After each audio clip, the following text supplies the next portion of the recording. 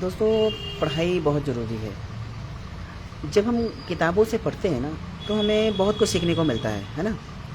हाँ, सिर्फ़ और सिर्फ़ हम लर्न करते हैं, उसको याद करते हैं, समझते हैं, लेकिन जब हम उन्हीं चीज़ों को प्रैक्टिकली देखते हैं ना, तो ज़्यादा पता लगता है। जैसे कि आपने किताबों में पढ़ा कि सम्राट पृथ्वीराज चौहान बहुत ही महान योद्धा थे। वो 17 बार उन्होंने मोहम्मद गौरी को हराया। कोई 17 बार बोलता है, कोई 16 बार बोलता है, एग्ज़ैक्ट नहीं पता है। लेकिन इतिहास में सिर्फ 2 लड़ाइयाँ बताई गई हैं। पहली लड़ाई बताई गई है तराइन का पहला युद्ध, जो पृथ्वीराज चौहान ने जीता था। तराइन का दूसरा युद्ध, जो मोहम्मद गौरी ने जीता था, वो भी धोखे से।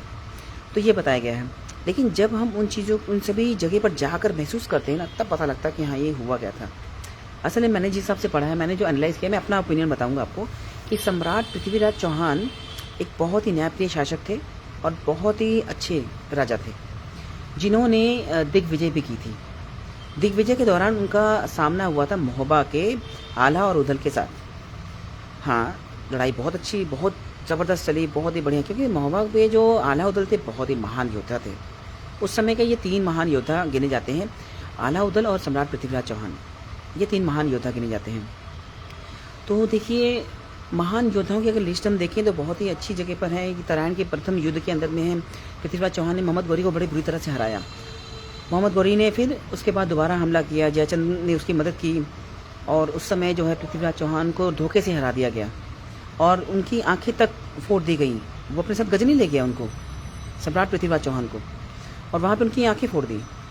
लेकिन उन्हें शब्द पे दीवान का ज्ञान था, जिससे उनके मित्र जो था चंद्रबरदाई, जो कविताएं लिखता था, वो उनसे मिलने जब आया तो उसने ये देखा कि उसकी हालत बहुत ज़्यादा ख़राब कर दी है उन्होंने, आंखें फोड़ दी हैं, यानी इनको किसी कहीं का नहीं छोड़ा। तो उन्होंने पृथ्वीराज चौहान और चंद्रबरदाई जी ने मिल करके योजना बनाई कि हाँ, अभी मोहम्मद गौरी को हम ऐसे मारेंगे।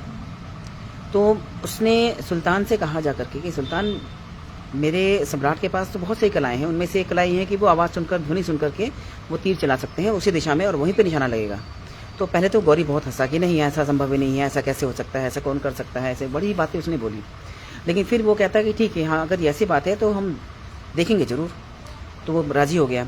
तो जब सम्राट को जो है पृथ्वीराज चौहान सम्राट जो थे, उनको तीर, धनुष और तीर ला के दिया गया, तो वो उन्होंने कहा कि भाई मुझे मेरे तीर धनुष ला के दो, ये तो मेरे भार को झेल ही नहीं पाएंगे। वैसे ही हुआ, तो उन्होंने उसको दिया। तो एक सैनिक ने उनको मतलब आदेश दिया कि सम्राट पृथ्वीराज चौहान, आप जो है इस निशान लगाइए। तो कहता है कि मैं अभी भी दिल्ली का सम्राट हूँ, मुझे सिर्फ गौरी ही है ना आदेश दे सकता है और कोई आदेश नहीं दे सकता। तो गौरी समझता है कि हाँ ठीक है यार, बात सही है। तो उसने बोलता है ठीक है।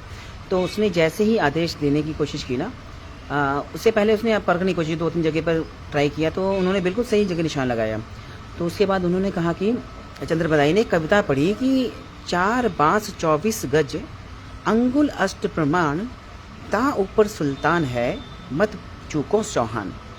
ये कविता के तन पर, और सोचो कि उससे पृथ्वीराज चौहान की सेंस ऑफ ह्यूमर कितनी अच्छी होगी, वो फटाफट अंदाजा लगा लिया। तो जैसे ही उसने बोला कि चलाओ तीर, तो तीर उन्होंने सीधा लगाया और मोहम्मद गौरी के सीने के आर पार हो गया और मोहम्मद गौरी उसी समय वहाँ पर उसकी डेथ हो गई। तो इन दोनों ने आपस में एक दूसरे को मार कर ही, कहते हैं हम किसी विदेशी के हाथों से नहीं मरना चाहते हैं, खुद से ही, तो एक दूसरे को मार करके इन्होंने अपने प्राणों का मतलब बलिदान कर दिया। आज भी इनकी दोनों कब्रें वहाँ मौजूद थी, गजनी के अंदर में। दोस्तों, एक मिसाल है, दोस्ती की मिसाल है। और एक लगा लो कि एक राजा है जो बंदी हो चुका है, अगर वो चंद्रबरदाई चाहता तो उसका साथ छोड़ देता, परंतु उसने ऐसा नहीं किया। उसने उसका साथ भी निभाया और दोस्ती भी निभाई और साथ में उसके साथ अपनी लास्ट सांस तक जीता रहा। तो दोस्ती इस तरह से होती है। तो इतिहास हमें बहुत कुछ सिखाता है, इसलिए उनसे सीखो, पढ़ो जरूर, देखो जरूर, जाओ उस जगह पर, देखो क्या है, कैसा हुआ था, फील करो वैसा, और वही चीज़ें अपने इंस्ट्रूमेंट के द्वारा लोगों तक पहुंचाओ कि हाँ भाई ऐसा ऐसा महसूस हुआ है मुझे। तो इस तरह से आप समझ पाएंगे कि हाँ असल में चीज़ें हुई कैसी थी। बहादुरी तो बहुत बड़े किस्से हैं, लेकिन गद्दारों की वजह से हम जरूर हारे हैं। गद्दारों की वजह से देश गुलाम बना है ना, बहुत सी चीज़ें हैं ऐसी।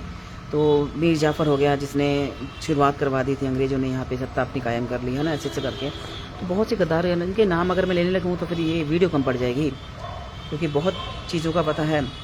फिर कभी अगली बार बताएंगे आपको। लेकिन ध्यान रखें, विश्वास किस पर होना चाहिए?